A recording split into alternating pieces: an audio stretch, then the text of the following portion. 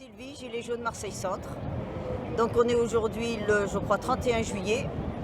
On a fait une manifestation magnifique dans Marseille, relativement paisible, calme, très enthousiaste, mais qui montrait vraiment une détermination assez forte, avec encore pas mal de gens qui visiblement venaient dans une manifestation pour la première fois de leur vie.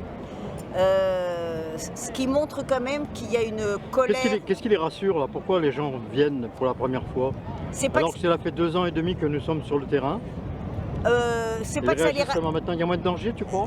Non, je ne pense pas qu'il y ait une question d'être rassuré. C'est que là, le gouvernement a passé une ligne rouge et il y a beaucoup de gens qui jusqu'à présent restaient peut-être sur l'expectative et qui là ont dit qu'il fallait l'arrêter, qu'on ne pouvait pas laisser faire. Là, ça devient trop grave.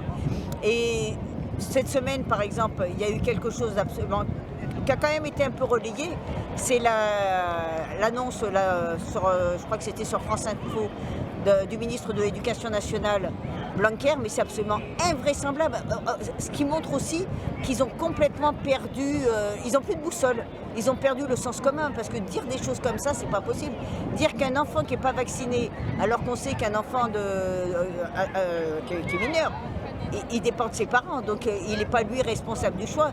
Et quand bien même il serait responsable du choix, qu'un enfant non vacciné ne participera pas aux sorties scolaires, alors que les sorties scolaires, ça fait partie du programme scolaire, que ça fait partie quand même d'une activité normalement qui est quasiment obligatoire. Comment on peut décider d'évincer, a-t-il dit?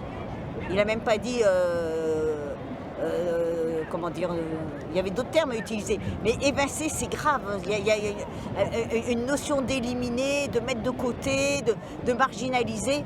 Comment on peut dire d'un enfant qu'on va l'évincer d'une sortie scolaire?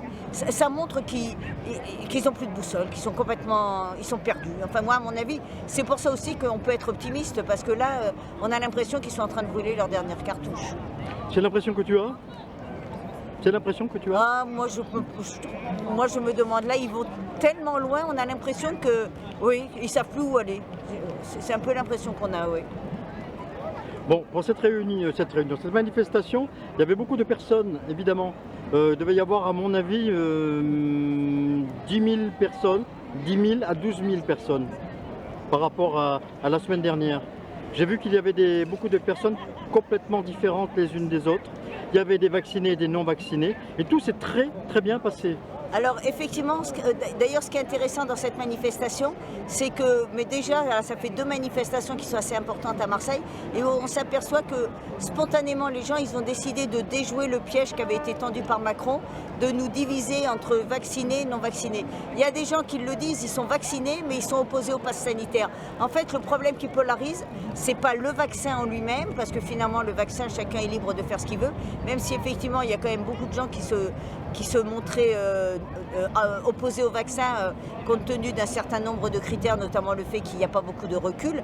Mais surtout, ce qui bloque et ce qui mobilise les gens, c'est cette obligation de montrer un pass sanitaire avec un QR code. Rappelons-le, un QR code, c'est pas une image.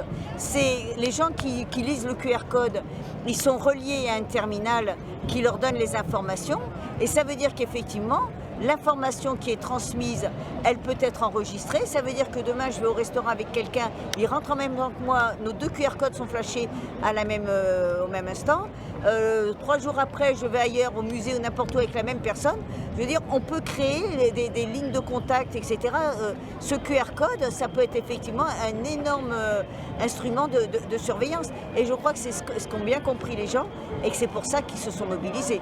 Et puis la dernière chose, là, on a beaucoup crié, soignants hier applaudis, demain licenciés. Comment on peut aujourd'hui, alors que Macron il va mettre en place la réforme du chômage le 1er octobre, dont on sait qu'elle va considérablement diminuer les ressources des chômeurs, comment on peut accepter que quelqu'un soit licencié sur des critères de santé? Parce que c'est ça qu'il faut bien voir, c'est sur des critères de santé. Quelque chose de santé, normalement c'est privé, l'employeur il n'a pas à connaître notre état de santé. C'est comme si on avait dit au moment du sida, vous présenterez un certificat comme quoi vous n'avez pas le sida, sinon vous allez être licencié. Tout le monde aurait crié au scandale. Et bien là, c'est la même chose. L'employeur, il n'a pas à connaître nos états de santé. C'est quelque chose qui relève de la sphère privée et seul un médecin doit être au courant de nos états de santé. Sur Marseille, d'autant plus que là, cette semaine, il faut bien voir qu'on est sur le week-end de transition là, des vacances entre le mois de juillet et le mois d'août, qu'il y ait eu autant de monde sur un week-end qui normalement mobilise très très peu de monde, c'est du jamais vu à Marseille. Après, est-ce qu'on peut s'arrêter sur les manifestations? Peut-être pas, peut-être qu'on peut continuer les manifestations parce que c'est une façon, de nous montrer à la population, de mobiliser les gens et de leur montrer qu'il y a des gens qui se battent et qu'il faut y croire. Et puis 3, de montrer quand même au gouvernement, même s'ils nous donnent des faux chiffres, quand ils minimisent, quand on est 10 000, ils disent qu'on est 4 500, mais au moins eux, ils connaissent les vrais chiffres, parce qu'ils ont les vraies remontées. Donc ils savent l'état de la population, mais par contre peut-être qu'il va falloir passer à autre chose, alors tout en restant dans des actions éminemment pacifiques, puisque nous on est contre la violence et puis on est pour le respect des institutions. Mais par exemple, pourquoi pas organiser des délégations pour aller interpeller les députés qui ont voté pour le pass sanitaire. Après tout, les députés ils sont supposés nous représenter.